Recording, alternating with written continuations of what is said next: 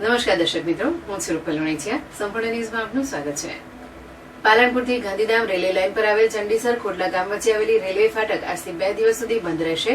જો કે અહીં નવીન રેલવે ટ્રેકના કામને લઈ આજે સવારના 9 વાગે ફાટક બંધ કરવામાં આવશે, જે તારીખ 23 જૂનના રાત્રિના 4 વાગ્યાથી ફાટક બંધ કરવામાં આવશે. જેને લઈ લોકોને અગવડતા ન પડે તે માટે સ્થાનિક ગ્રામ પંચાયતોને પણ જાણ કરવામાં આવી છે.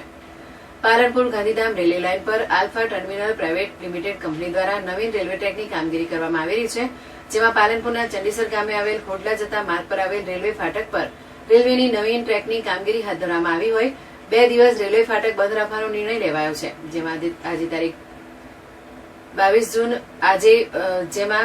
જૂન 2024ના સવારે 9 વાગે ફાટક બંધ કરી દેવામાં આવશે.